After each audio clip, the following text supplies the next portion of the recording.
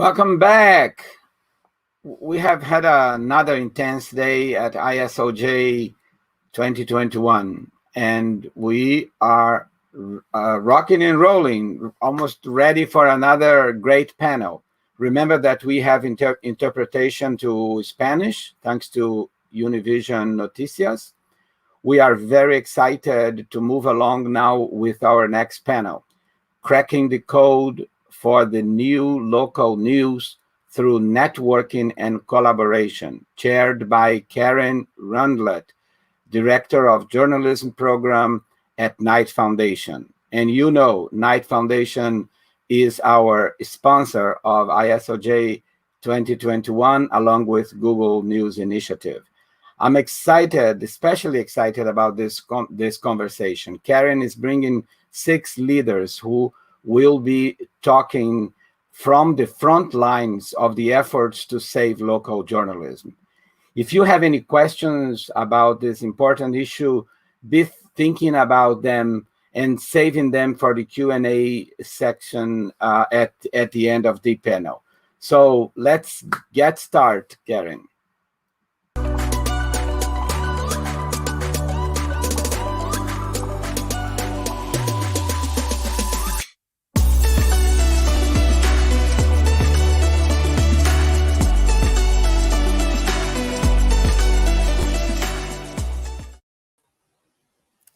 Hello, thank you so much to everyone who's joining today. We really appreciate it. Again, I'm Karen Rundlet from the Knight Foundation, and I want to tell you a little bit about how we're thinking about this panel and how at Knight Foundation we're thinking about local journalism. At Knight Foundation, we are really committed to supporting the future of local news in the United States, and we believe in the power of networks. And what that means is that leaders learn from their peers.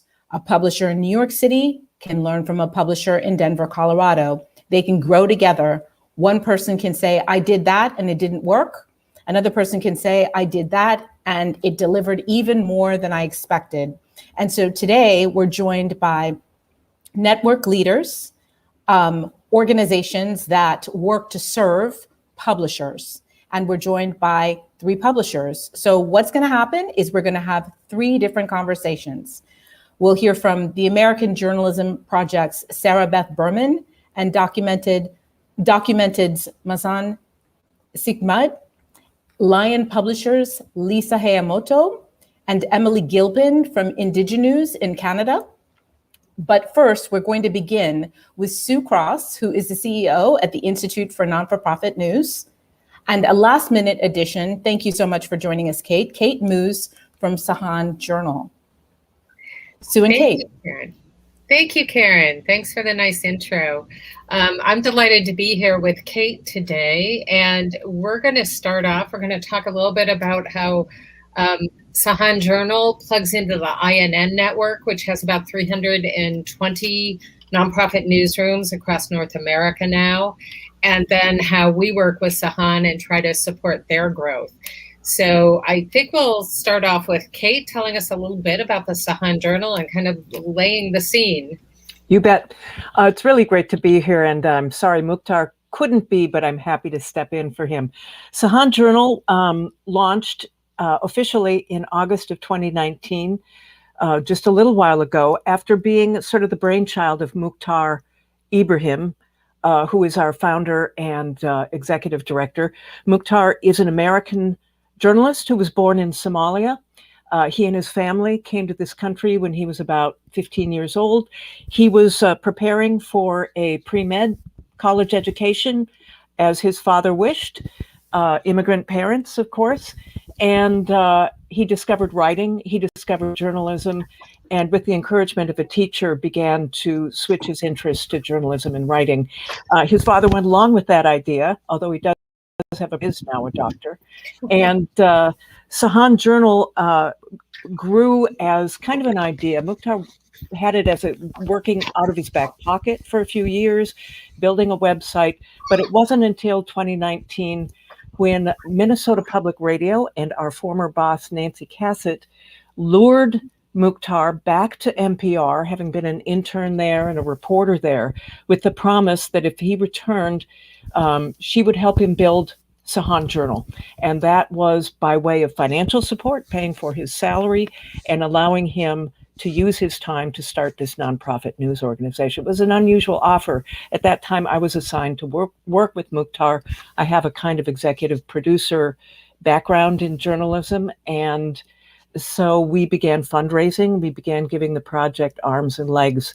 And in August of 2019, we launched with initial investment from Minnesota Philanthropy, and then Knight Foundation and others came on shortly thereafter.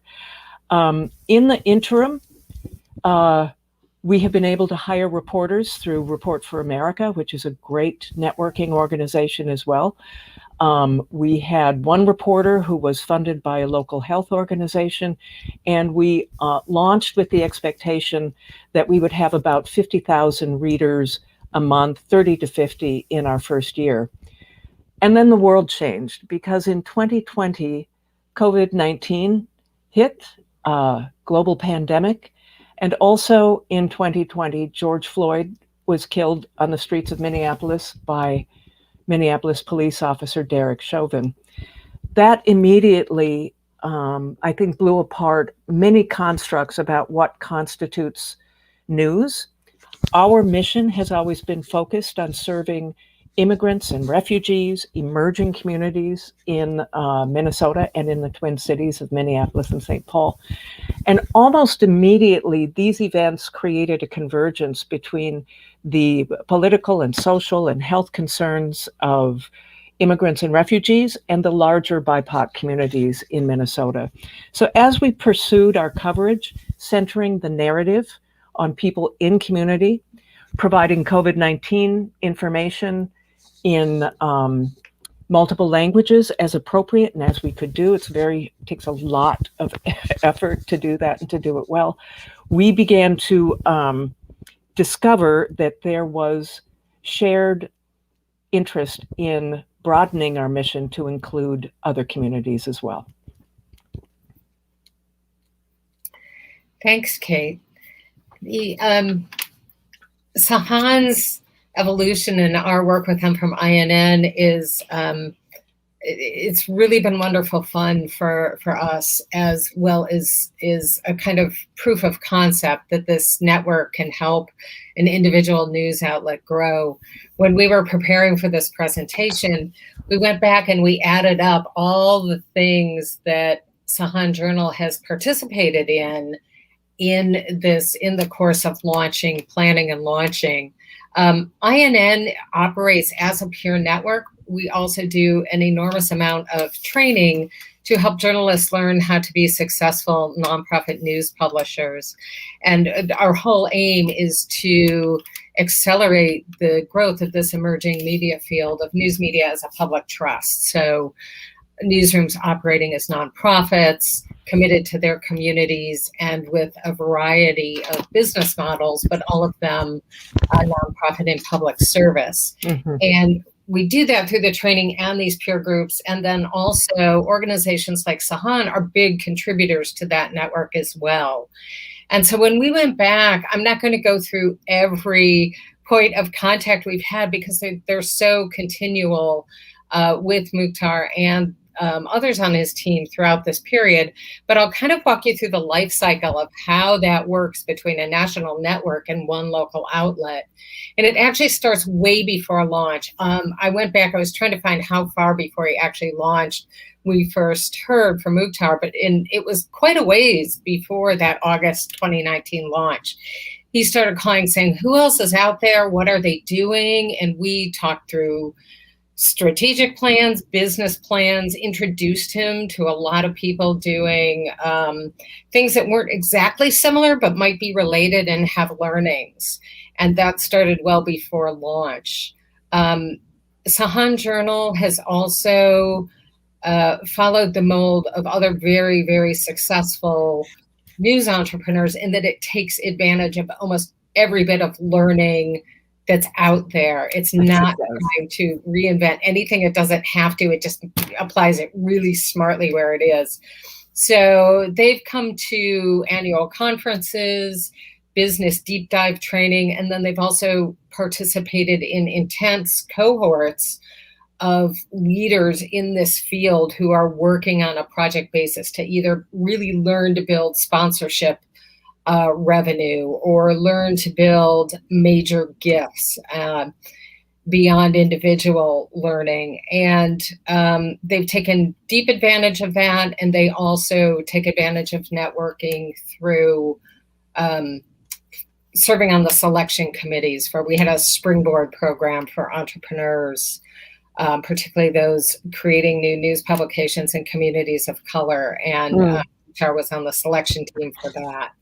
And he also is a member of our Emerging Leaders Councils. These are about 40 people now who are fairly new in running news operations or in mid-level management, but who you can really see are recreating a new future of news. They're just superb leaders who are taking the field in all kinds of exciting directions. So that's how we've interacted on a formal level. And then informally, I talk to Mukhtar every couple of months, and Jonathan Keeling, our chief network officer, who's also in Minneapolis.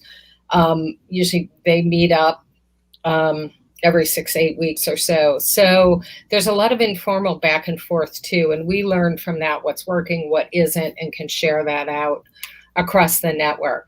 So that's a quick summary of how it's worked from our perspective. It's just been so much fun to watch it grow.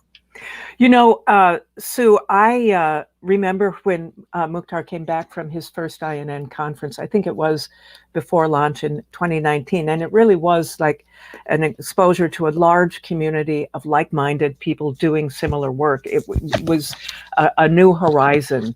And when you're used to working for a large news organization, which both Mukhtar and I have spent most of our careers doing, me for a little longer than him, when you're in a startup environment, you know, you feel a little unhoused. You feel like you don't have a raincoat, even though we had this fostering relationship with Minnesota Public Radio at launch.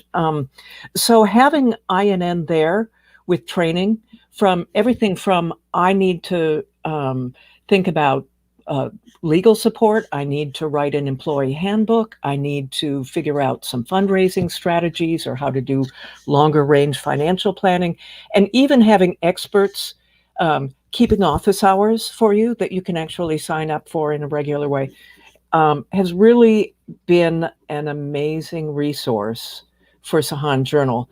And I'm aware that we've been involved in a lot of your trainings along with other organizations. We've been in a Facebook accelerator, a sustainability accelerator. We work with a local nonprofit called Propel Nonprofits in Minnesota. And without that, we would simply not be able to proceed with the trajectory that we've been able to have.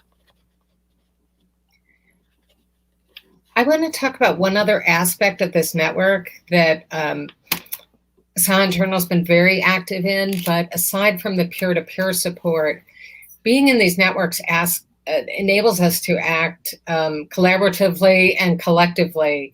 And one of the biggest ways we do that with Knight's foundational support in getting it launched is through Newsmatch. Yeah.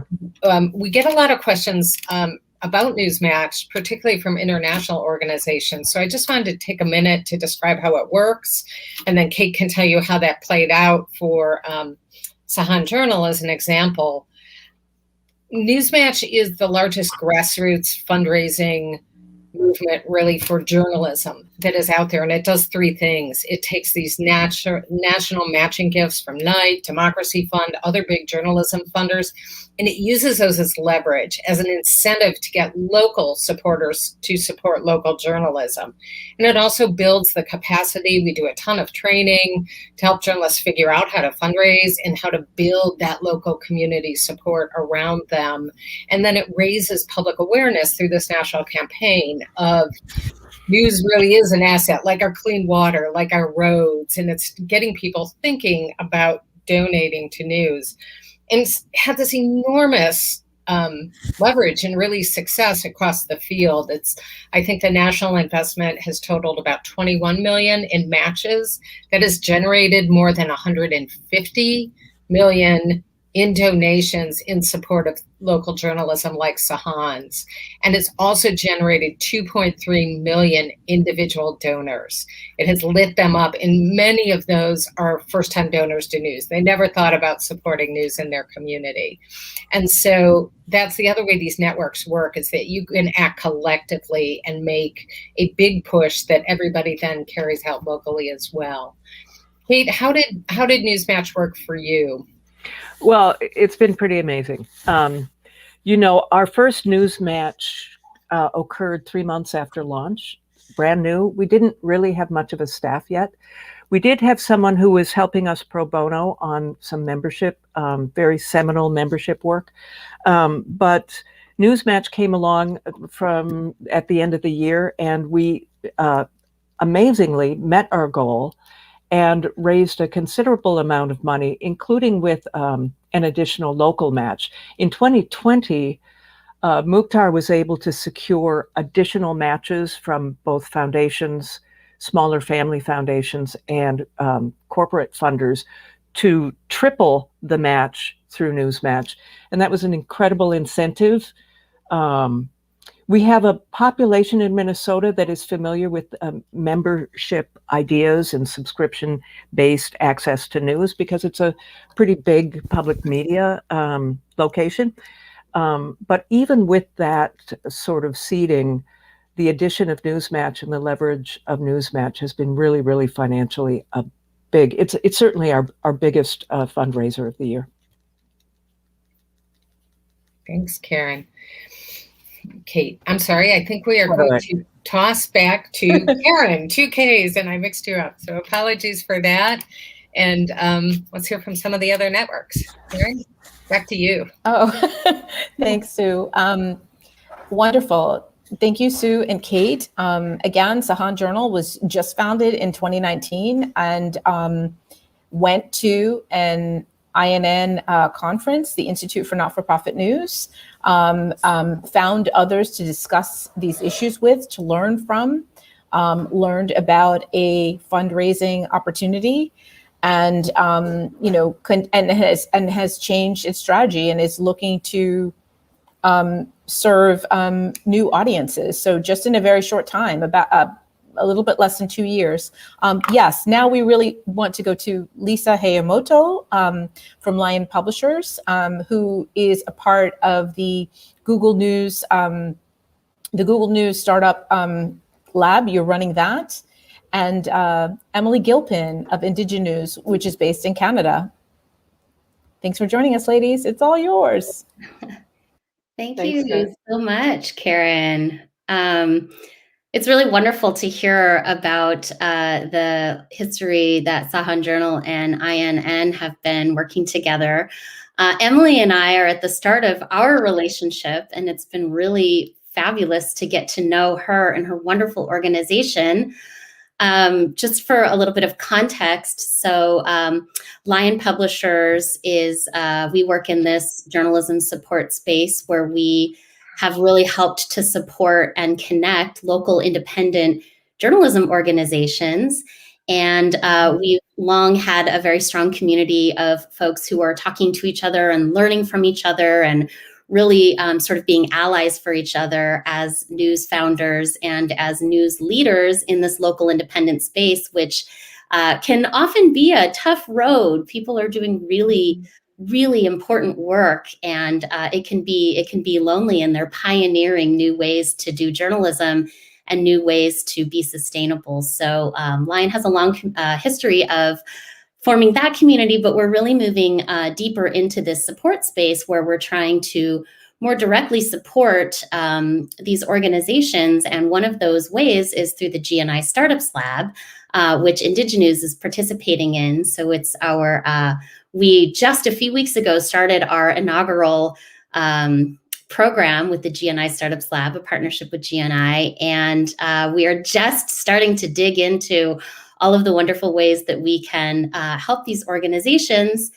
And we're doing it, sort of our philosophy of this is this notion of holistic sustainability. All of these organizations are doing absolutely amazing journalism, which is, of course, why they got into this and how they're serving their communities. But we're also working with all of these organizations to help build out other parts of sustainability, of course, financial health, right? All organizations need financial health to keep doing the good journalism that is serving their communities. We're also focused on what we call operational resilience, which is kind of that third leg of what we define as sustainability.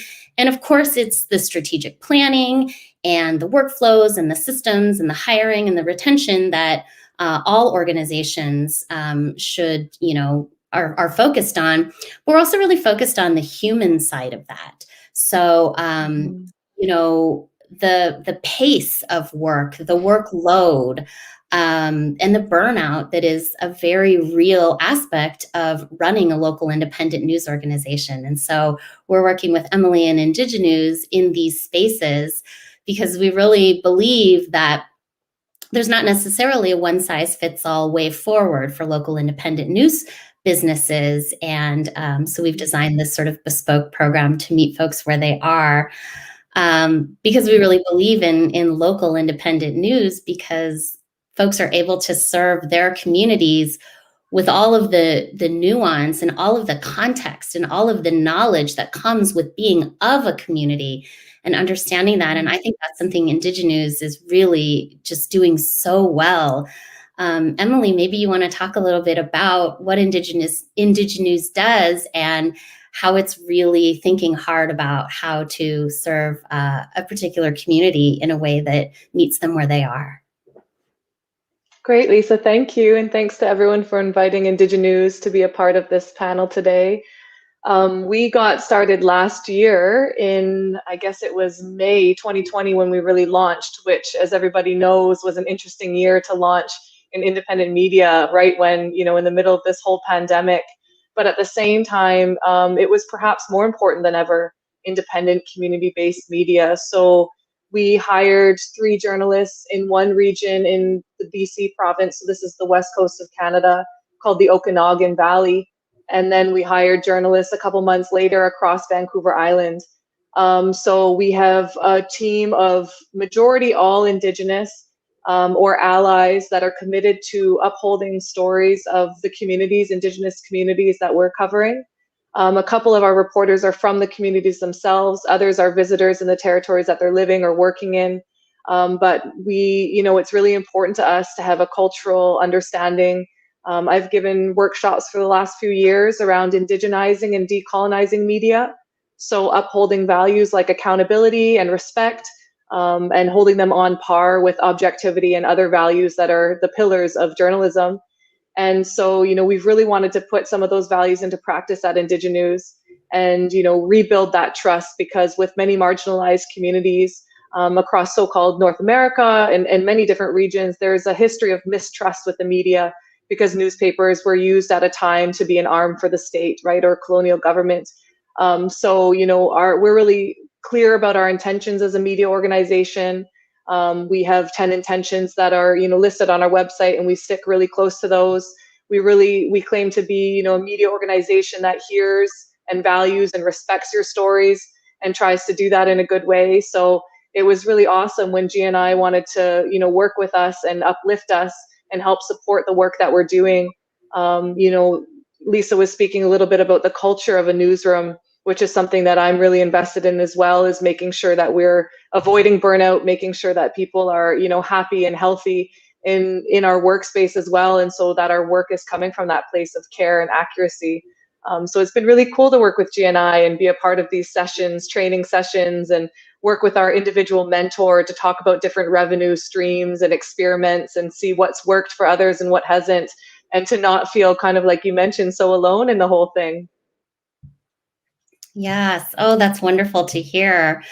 Yes, like I mentioned, we've just started down this journey on the GNI Startups Lab, and what we kind of do is we've designed, as I said, this program that addresses holistic sustainability, and we're just moving into a portion of the program where folks are doing one-on-one coaching with these wonderful folks that we're working with. And what they're doing is they're designing a revenue generating experiment. where they're going to try some things that will hopefully add up to something that's working really well in the organization that can help that financial health aspect and can help folks be sustainable so that they can keep working on that journalistic impact and that operational health that will help them keep going. And I guess, Emilee, maybe you want to talk a little bit about how you're thinking about sort of sustainability for your organization and sort of what sorts of things you're thinking you might try or that are sort of on your mind. Yeah, I mean, I'm not sure how things work in the US for you guys there, but in Canada, in 2018, our federal government made an announcement that they were going to commit $600 million to media, kind of like a media bailout over a number of years. And so that funding gets dispersed in different ways. So that's kind of like the majority of the funding that we applied for to be able to fund our reporter positions. But there's a lot of job insecurity involved in that. There's some criticisms and questions around how much independence you can really have while also meeting the criteria that is expected in some of these applications and that sort of thing. So, and then we're also, Indiginews is a part of Discourse Media. We're also not a media group that wants to be advertisement generated. So we want to find ways that we can be sustainable, economically sustainable, that also aligns with our values. So this has been really cool to kind of have this support that G&I has provided and use it to experiment a couple different models. So, we're right now in the beginning conversations around what are those experiments going to be. Of course, we have a newsletter. We have supporters and subscribers that can sign on for monthly, donations or a one-time donation and that sort of thing. But we're really talking about things like apps, right?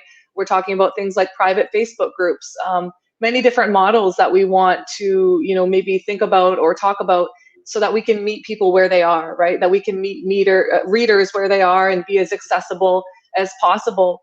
Because I think these are stories people don't want to miss. I mean, Indiginews, we really get stories and cover stories and amplify stories that otherwise are either misunderstood because folks don't have any cultural connections or relationships or connections to communities, or they're just completely ignored altogether. So, these stories are important stories to hear, and they're in stories that can be a part of this effort in Canada that we have towards reconciliation and towards having a more, equitable and fair and just society. So these stories are really important to us, and we're excited to experiment and see what kind of revenue models are working and what's going to work for us. Oh, that's wonderful. The possibilities, there's so many. I mean, one of the reasons why I enjoy so much being in this journalism support space is it gives me a chance to sort of live my values every day at work. And I feel so strongly about supporting local independent journalism organizations and really helping to support, local news that is, for, by, and with communities. And that's something Indiginews does so well. I guess sort of why do you do this work? What are you passionate about when you go to work every day? I think, yeah, I mean, like I've mentioned before, I've given a few presentations and workshops around, just really like we say decolonizing the media. Like, what does that mean? And it's really recognizing the history of newspapers in our country anyways, and seeing what their function was and seeing where they were a service to society and where they might have caused harm and been a part of, this divide between many different peoples and communities.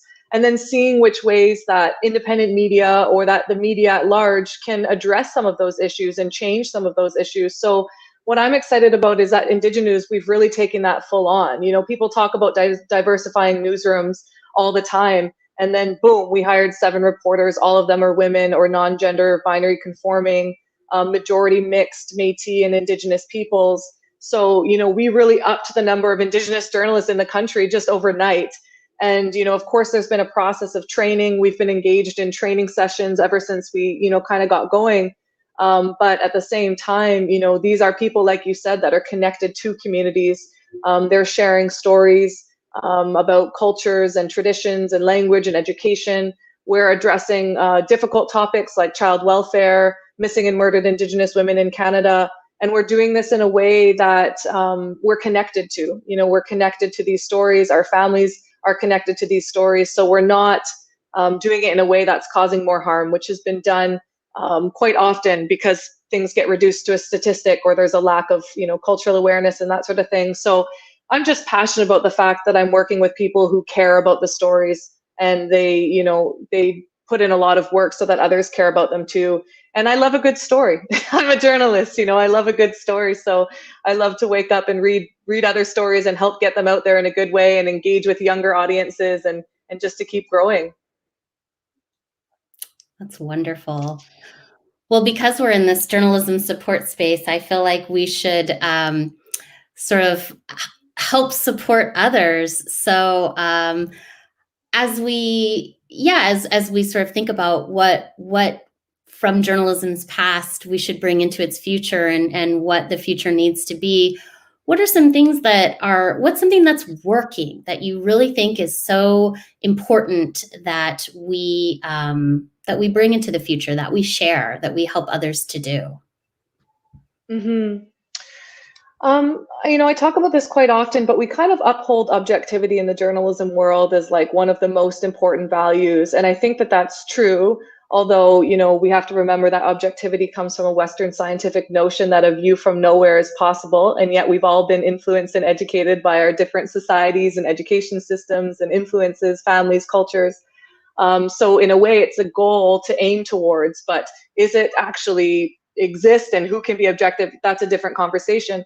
But I really think that we should, as journalists, bring into our newsrooms, especially when we're working with marginalized communities, accountability.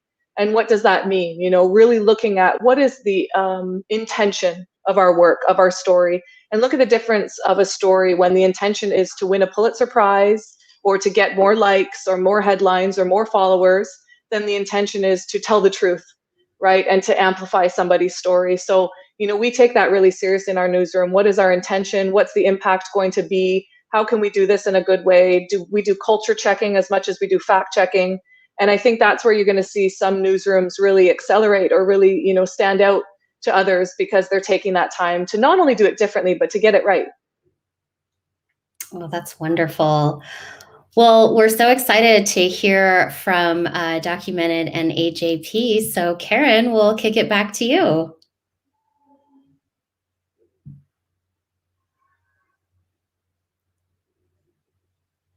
You're on mute, Karen. There you go. Thank you so much. I really appreciate the conversation. And of course, I just want to invite everyone to please ask questions in the chat. We'd love to take your questions. We've reserved some time for that as well. Interesting to hear about the $600 million in Canada. I'd love to hear from other people about what's going on in other parts of the world. The focus on equitable journalism for an equitable, fair, and just society. The questions around what journalism has done, what service it's provided, and where it has done harm. And interesting, of course, to hear about the one-to-one coaching, the mentoring that goes along with the Google News Initiative Startups Lab that Lisa is leading. Yes, now we're going to go to Sarabeth Berman, CEO of the American Journalism Project, and Mazin Sidahmed. Yes, thank you. From Documented. Please take it away. Thanks so much, Karen. This is really a delight to be here, and was really fun to hear from Lion and INN, our colleagues in the field, and from these incredible newsrooms, SAHAN Journal and Indiginews.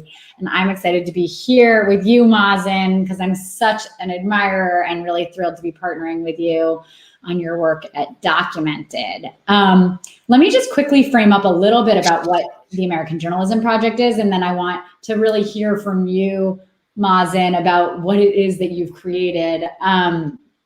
We are a venture philanthropy organization, which means that we are pairing philanthropic capital with really hands-on business planning, capacity building, and support for organizations so that they can build the sustainable revenue models that can deliver local news for communities. And so Mazin, I want to hear from you about what you're doing at Documented, because you are living this every day.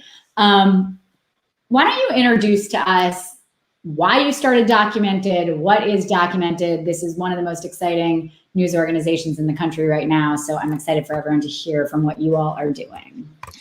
Thank you so much, Sarabeth. And like you said, I'm super excited to be here and just honored to be with all these great newsrooms and organizations talking about this. You know, everyone here is really leading in the field, so it's really great to be here.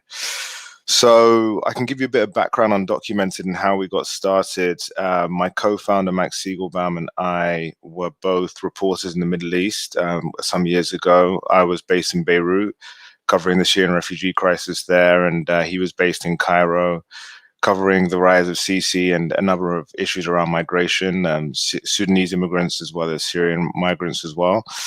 And we both met digitally there, but actually connected when we were in the US and, you know, spent some time in New York, but went our separate ways. Max went to Pittsburgh and Colorado, where he was covering immigration from a number of different angles. He did stories on immigration detention in prisons and immigration courts in the federal prison systems. And I covered a lot of issues around Muslim Americans and the national security state for The Guardian. In 2017, we were both talking about doing a project together because there was an intense focus at that time on what was happening at the border and what was happening in DC around immigration. So there was a lot of focus around all the policy shifts that were happening and the really horrible things that were happening at the border when at the beginning of the Trump administration. But there were these huge shifts happening in US cities across the country that we felt weren't being reported on as closely as they could be. And these were the places really where everything that was happening in DC was being felt the most. So we were talking about doing this project together, and then we got an opportunity to actually pitch an idea for a newsroom to this now defunct company called Civil. I'm sure some of you have heard of Civil. It was around in 2017, 2018, and trying to create new business models for news. So we thought, why don't we take this project and create a sustained news organization that's providing, sustained coverage of immigration issues at the local level. What would that look like, and how could we actually execute on that? So we came up with this idea for Documented, and we really wanted to use this as a vehicle to try and break some of the extractive cycles that we had witnessed in immigration reporting. You know, when I was in Beirut, I would often go to a Syrian refugee camp and speak to people. People would share really, really personal stories with me. Then I go back to my office and write it for an audience that wasn't them, that they were at the center of these stories, but we weren't writing for them.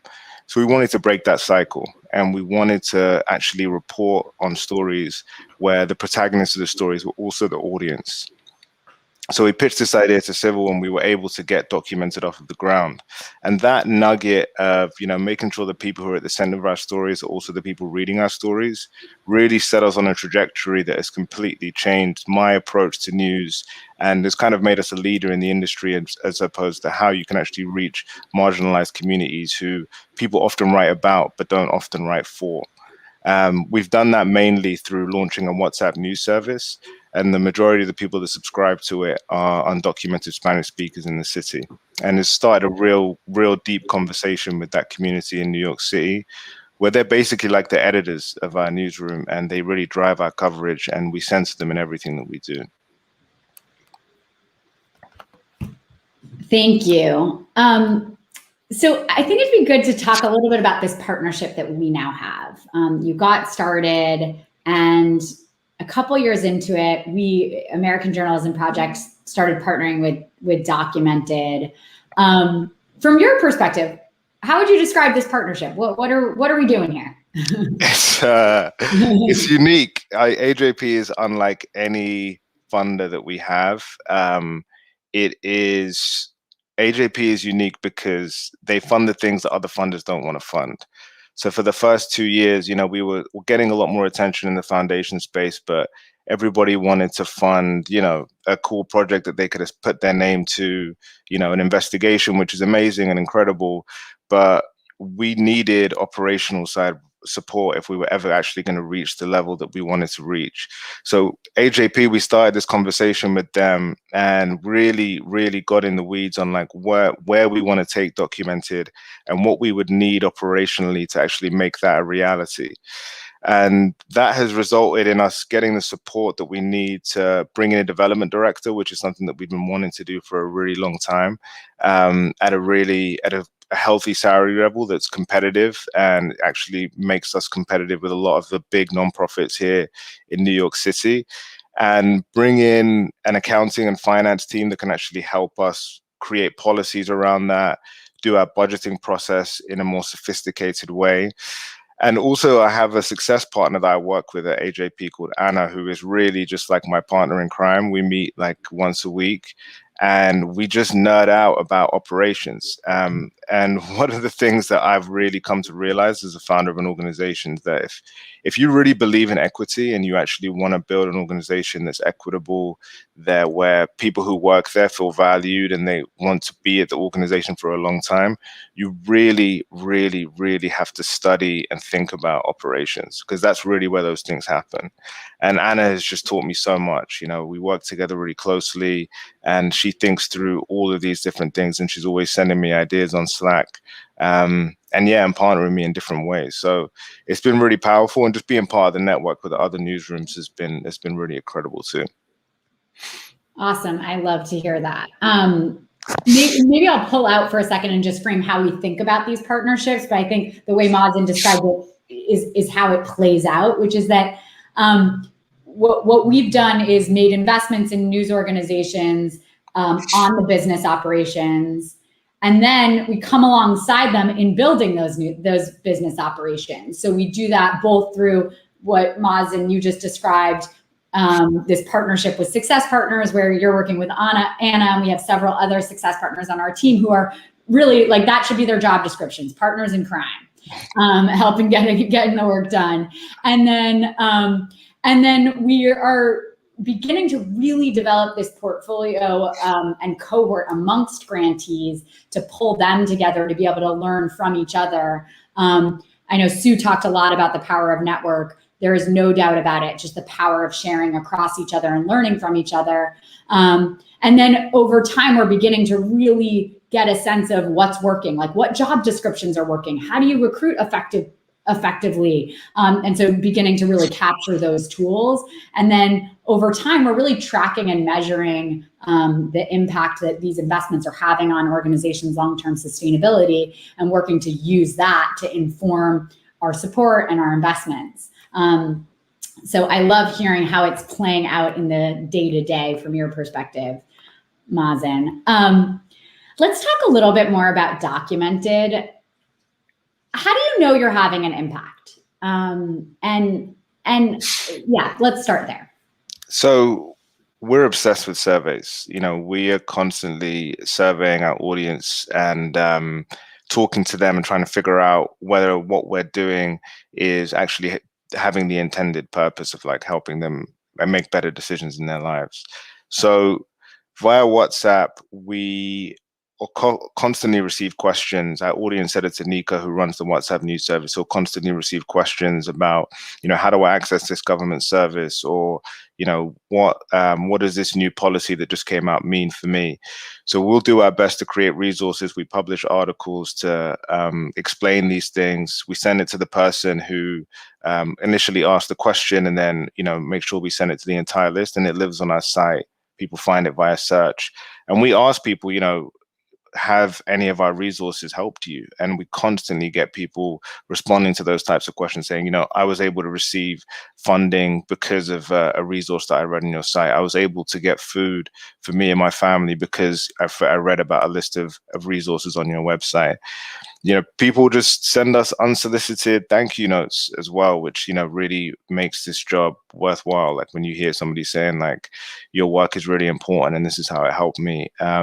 that's been really impactful. And we've had impact in the kind of traditional journalism sense as well. In our first year, my co-founder Max published a series of stories about public pension funds investing in immigration detention that led to huge divestments in New Jersey, and the Canadian State Pension Fund actually divested from immigration detention because of our reporting. There's been changes of legislation locally around courthouse arrests also because of our reporting. But yeah, the most meaningful to us has been that one-to-one relationship that we've built with a number of people in the city.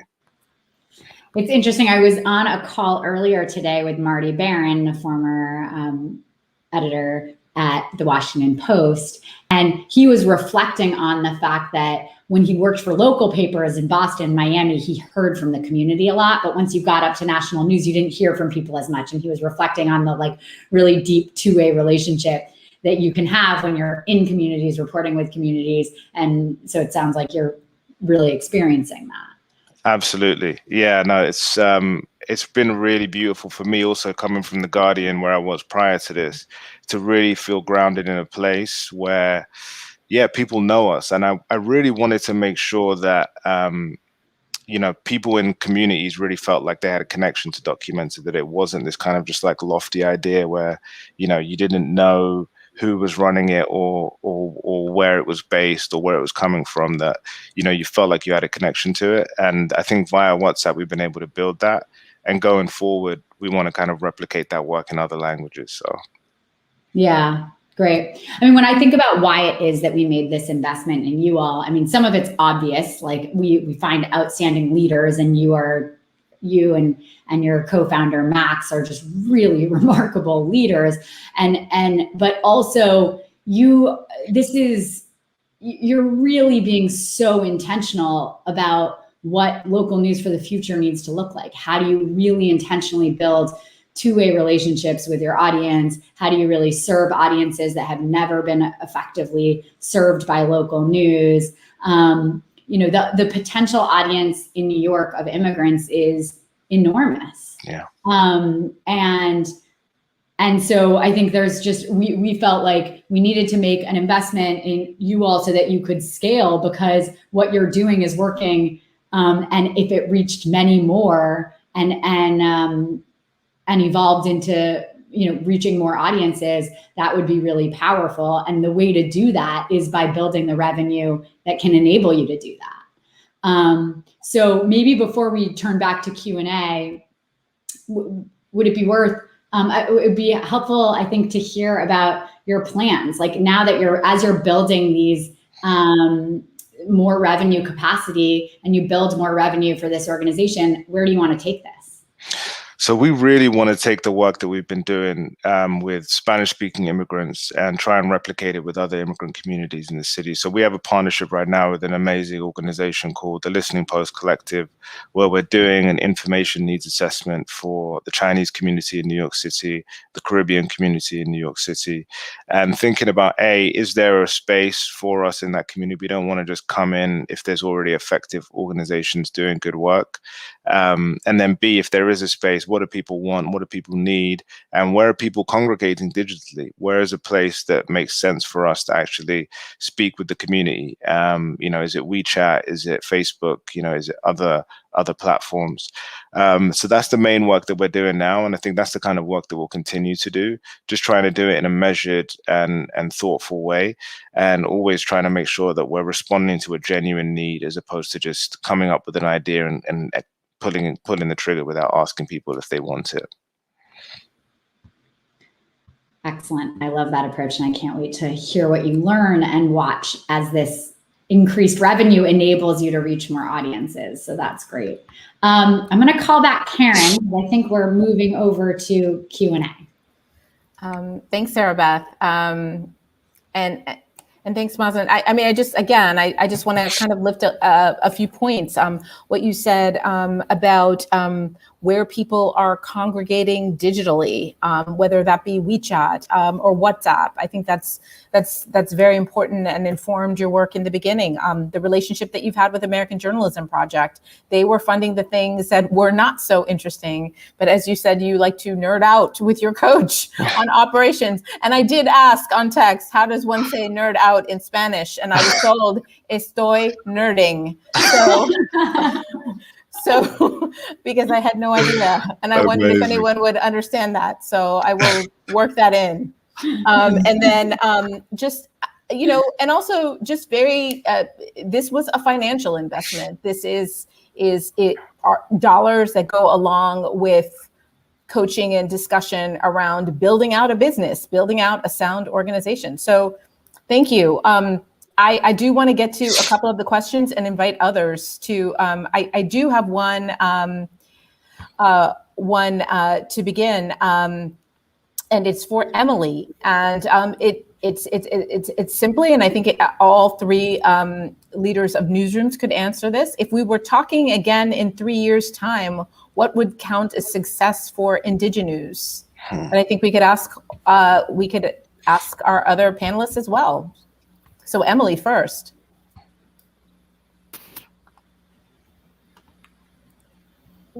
You're muted. Thanks. Sorry about that. Thanks, Karen, and thanks for the question, Alfred. I think for us at the moment, we're operating in 2 regions, the Okanagan and across Vancouver Island. So, you know, we're really trying to establish this model that works, having people report from their communities about stories that communities say that they want shared and amplified, you know, raising the bar, like I mentioned, in that ethically, doing the job in a different way. So I think success would look like taking that model and replicating it in other communities. So now we're doing the same thing outside, you know, across BC in different communities, and really training and uplifting people to be reporting on their own stories from their own communities. And then why not take that across the country? So I think that's what success would be like in 3 years, you know, just really having this media in Canada where we have communities representing themselves. And we have, you know, kind of like Lisa was saying, by the community, for the community. Wonderful. Kate, do you want to take a crack at that one? Can you repeat it again? Yes, just what does success look like for SAHAN Journal? Oh, and well, of course, you're speaking for Mukhtar in many ways. Yes, of course. That's a big question. And, you know, I was listening carefully to Mazin because right now, after a couple of years of rather rapid growth and development, I think for us, it's about infrastructure. It's about building capacity and then managing that capacity. When you're a startup and new and so young as we are, the question of who you want to be as a nonprofit organization in the context of journalism is very important. And you do have to make decisions operationally that reflect your values. I think that is something new, honestly, as someone who's spent a lifetime in public media. I'm not sure that when people set out to do news organizations 50 or 100 years ago, they said, how can we make this a place that welcomes variety of people, diverse people? People have different needs. People have different ways into journalism. How do we create a place that really works for them?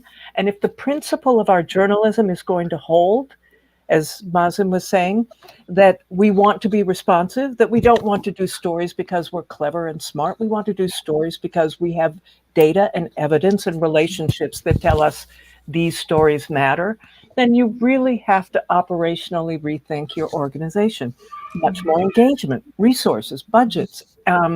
We hired our first full-time innovation and engagement editor, brilliant young woman, and it has had an immediate impact on all of our coverage, certainly had an impact on our Instagram feed where she's been working. So I think that for us, we really need to have some discipline and some strong thinking about what kind of organization we are building and how to be smart about where to put our resources so that we have wise management, so that we have really good organizational infrastructure.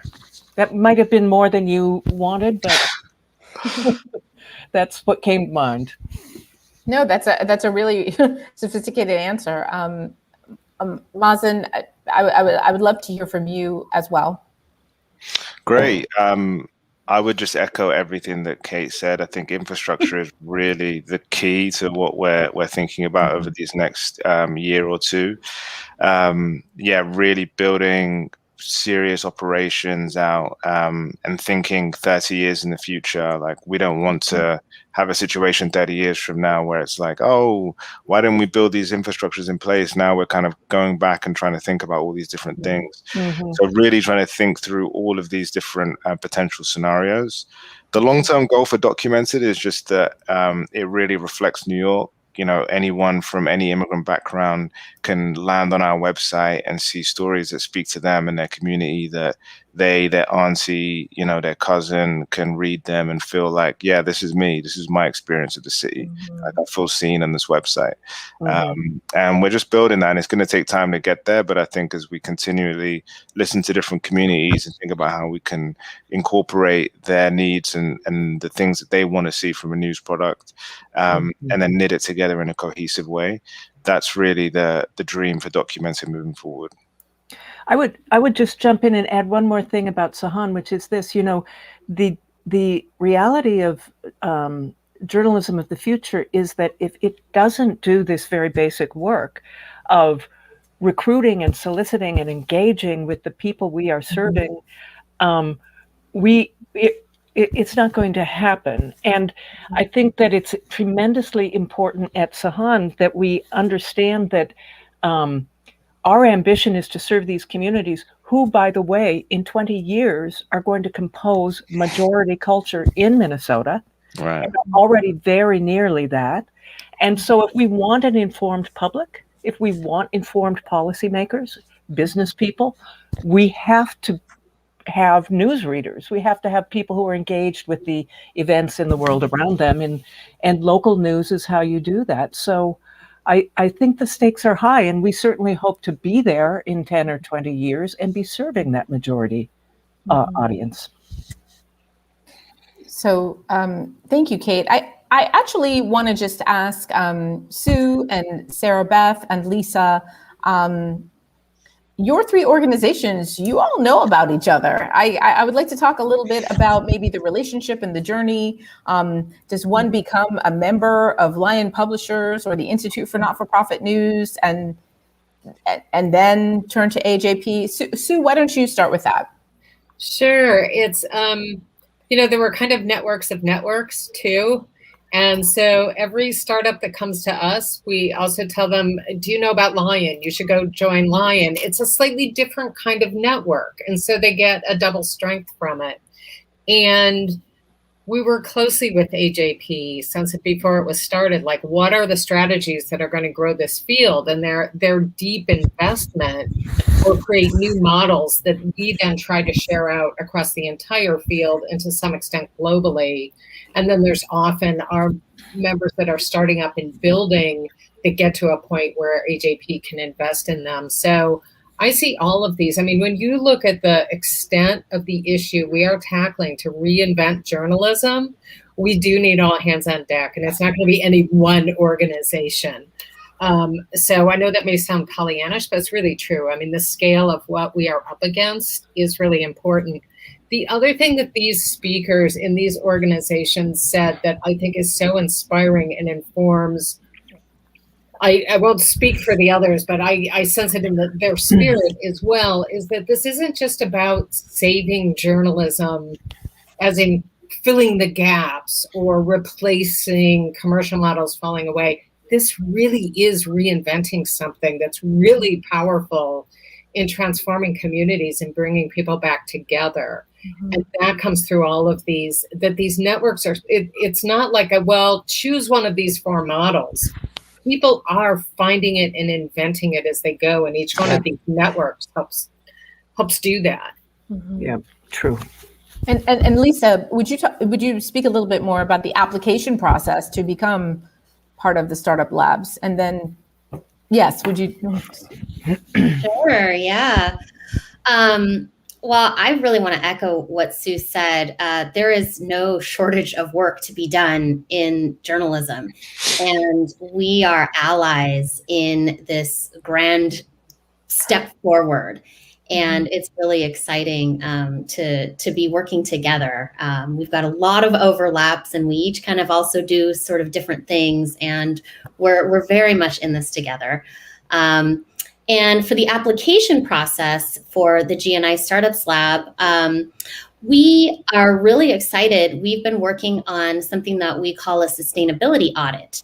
So folks who sort of the finalists for the program, even those who did not ultimately become part of the cohort, received this sustainability audit, where we've got these wonderful experts who come in and really take a holistic look at their news business and look at sort of what's going well, where is there room for progress, and have these conversations with folks as we're moving forward in the application process.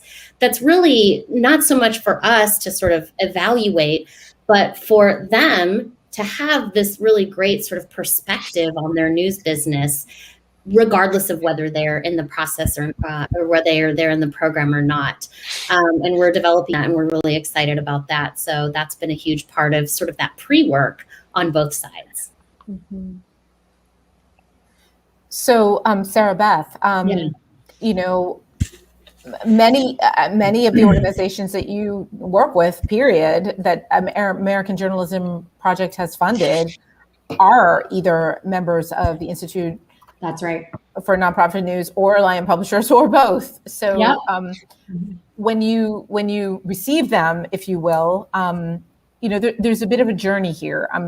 There's obviously the collaboration between the three organizations, but there's also, by the time they get to you, how are you evaluating them? Yeah. Well, I thought Sue just really framed very clearly the interaction between these organizations. This is an enormous problem. We all have different focuses of our work. Ours in particular we're focused on local journalism, and also we overlap with Sue in our belief that the nonprofit model is a hugely promising model for financing and sustaining local journalism for the future. So we are focused on identifying local news organizations that have already demonstrated that they really are having an impact in their community, but that really and also have the ambition and the leadership to be able to scale. Like, we believe right now, nonprofit news really has to rise to the moment. As commercial news is declining, we really need to see new models serving communities. And so we've been identifying organizations that have the ambition to grow and grow significantly, and we're enabling them to do that. And then we've also been doing some startup work, specifically in partnership with place-based philanthropists. So helping to enable place-based philanthropists who see that their communities are really lacking local news, but don't know what to do about it. And we partner with them to figure out a new solution for those communities. So that's how we've been building out our portfolio of grantees. But as you said, there's a lot of really great intersection between what Lion and INN and AJP is doing. And we all take a lot of, there's not enough resources to go around. So we're all very intentional about making sure we're not reinventing the wheel here. If Lion has a great tool on it, go to Lion. Right. Sue has a great, if INN has figured this out, go to INN. And we're really trying to direct traffic on that. Excellent. I do have a question from Megan Parker. And it's really, I'm going to put this back to you, Sarabeth. It's just, how can funders like AJP convince their philanthropic colleagues to support general ops? I love this question. Okay, so I actually think that the crisis in the sustainability of local news is really a value proposition that you have to go to them and say like, this is, every funder cares about sustainability. Every funder wants the project that they're funding to be sustainability, to sustain. Make the case to them that in the context of local news declining, a portion of these funds have to go to the long-term sustainability. If you're funding an education reporter, a portion of that should go to the general ops. We're also going to do our part to be evangelizing out there. We're doing our best to help. But this is really important. I think appealing to people, to funders' real belief that things should be sustainable in the long term is something you should be relying on. But we'll do our part to evangelize this. Okay, now the questions are really, really coming in. So this is going to be a little bit of a lightning round. So Mazin, why WhatsApp? Why did you choose that? We did a research survey with a graduate class at NYU on the on where undocumented Spanish speakers were getting their news, and overwhelmingly people were getting their news on WhatsApp. I'm fully aware of the issues and the concerns around utilizing WhatsApp, but it was kind of a question of going where people are or trying to push them to somewhere else, and we decided to go where people were, and it's proved successful. But yeah, if an opportunity arises to go to another platform, we'll jump on it. Again, back to that theme of where people are digitally congregating. From Jonathan Groves, I will pick on maybe Kate for this. I hope you can, or what kind of insurance do you have to protect yourself against a lawsuit, legal action?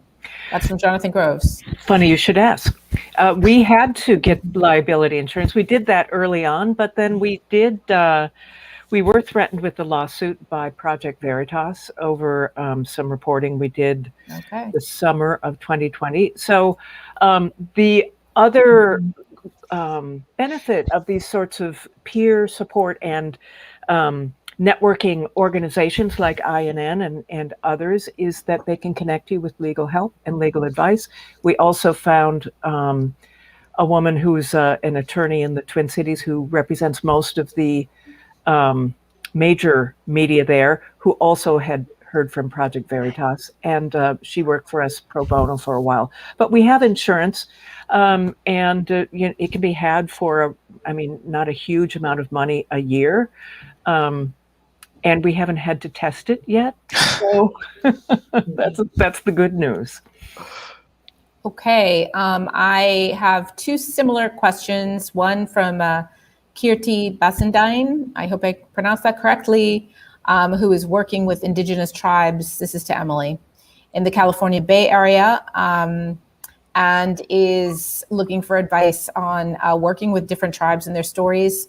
And then from Esmeralda in Saltillo, Mexico, she is asking, do you know if there will be a lot of development around projects to cover Native communities in Latin America? Are you able to address those? That first question, I would say, really do your research, understand the governing system of the nation or tribe that you're working with, understand who the experts are in the community, if you should be speaking with elders, matriarchs, culture carriers, chiefs, elected or hereditary, understanding, like I said, kind of how different tribes, differ from one another, to make sure you're speaking to the right people. And then also, take your time. And I did mention how important a culture check is, not just fact checking, but culture checking. And so that doesn't mean sending your whole draft of the story, but it might mean going over important things, important quotes, sections, to really make sure that you heard correctly, because there's so many cultural nuances. And even if we are indigenous or mixed people, we can get it wrong, reporting on a different community. So just make sure to take your time and, really hold the bar high for your accuracy. And then I'm not sure, I was in Peru in 2019, the fall, and I did attend an indigenous media conference, and there were folks there from all across Central and South America. So I know there's a lot of people that are, on the front lines of independent, especially radio and community media across, the so-called global South. But I can't name anything right off the top of my head, but I know there are exciting things happening. And I lived in Brazil for the last year up until September. And I was also very inspired by Brazilian independent media and, especially indigenous led. So just seeing what was taking place on Instagram and how quickly people were organizing to get their messages out and continue to do so as the pandemic affects the Indigenous communities the most. So anyways, there's a lot of inspiring things happening. And I thank you. And I just wanted to mention too, there is an organization in the United States, the National Association of Native American Journalists.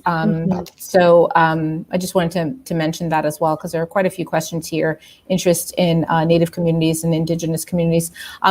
There's a question here for Sarabeth about American Journalism Project. Can the American Journalism Project finance foreign projects, as in Mexico? I think that's a yes or no, probably, but then I'd love for you to talk about who you fund and why. Sure. Well, on that, so currently we are focused on the United States of America and the problem here. And I know the problem is severe all over, but the problem here is a big one. So we're staying targeted here. I will say that before I worked at the American Journalism Project, I worked at a global education organization. And when I told my colleagues from around the world that I was shifting to this role, they were like, okay, you need to make sure that it becomes global very soon, because this is an issue that matters around the world.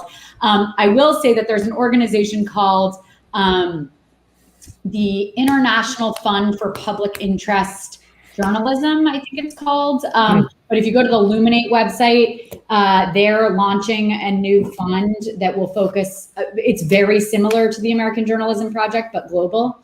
To our model, but doing it globally. I also have this secret dream that out of this conference, people from different countries are going to contact me and say, I want to start, the Argentinian Journalism Project or the Mexican Journalism Project. And if you are that person, get in touch with me, because I'd love to tell you about what we've learned so you can apply it there. Because I really do think this is a model that, rallying national philanthropy to support local journalism is a really smart one as we see this, the economic failures of local news across the world.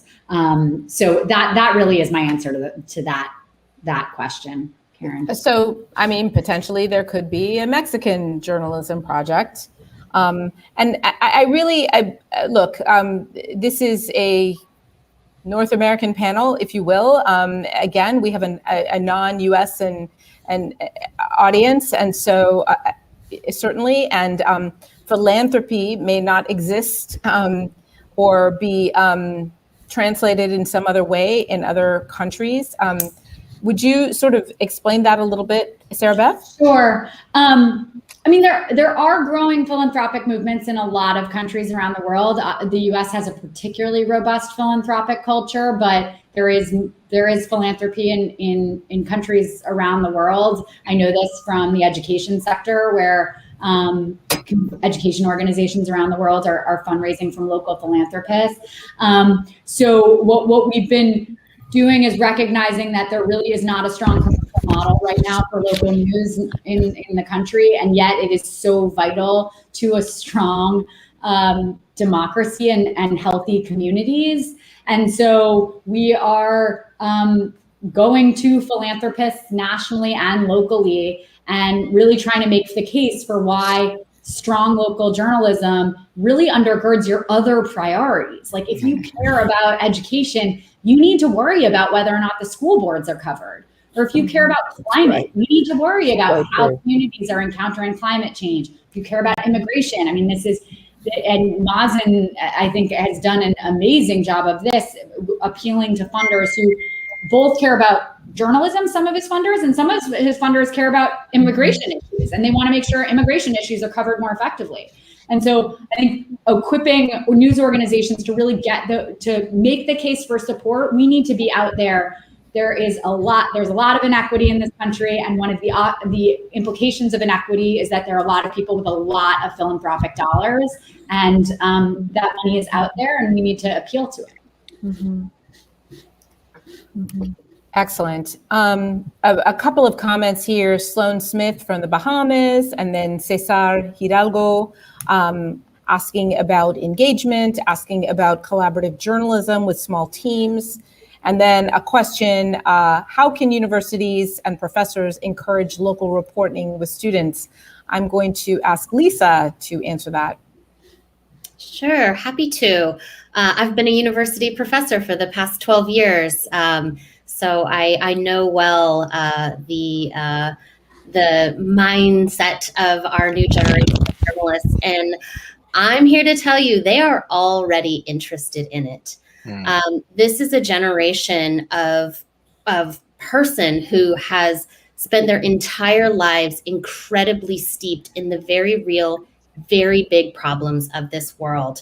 And they see it with clear eyes, and they want to be part of the solution. And they understand that solutions start locally, and they want to be a part of that. It's very interesting to talk to folks who are just getting into journalism and starting to think about it as students. And they're kind of interested and they're kind of thinking about it, but they're not sure there's a place for them. And then once you start talking to them about local journalism, about solutions journalism, about community first, relationship based, engaged journalism, then you can see that light bulb go on. And they're like, oh my gosh, there's a place for me. I didn't know. I want to be here now. And I think it's our responsibility as journalists, as journalism educators, as anyone who touches the journalism industry, to talk as glowingly about the local journalism community service path as we do about some other more traditional paths. Because folks, they just need to know that it's a thing and that it's wonderful, and it is a really great way to be ambitious about your life and how you live it. And it's really, really exciting. That path is there. We just need to show. Thank you, Lisa. Thank you, Mazin, Sarabeth, Emilee, Kate, and Sue. I'm glad that we ended with university professors and their students. I will turn it back to a wonderful university professor, Rosenthal. Thank you. Yay! Thanks so much. Thank you so much to all of you. This was great. It was very insightful. I learned a lot. And I think this combination of the network and the people who are building it is amazing. And thank you so much. Thank you. Now we have to end our fourth day. This was a great way of ending the fourth day. A big thank you to all the speakers, all of the speakers, for joining us today, and for everyone at home keeping up with the conversation.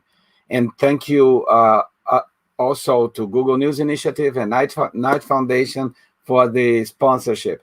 The party doesn't have to stop yet, though, if you don't want to stop, because the conversation can continue at the Wonder Room that we have, and you can see the link at the in the chat for the Wonder Room, where we try to replicate that environment of meet and greet that happen in the in-person conferences. We will see you back here tomorrow for the very last day of ISOJ 2021.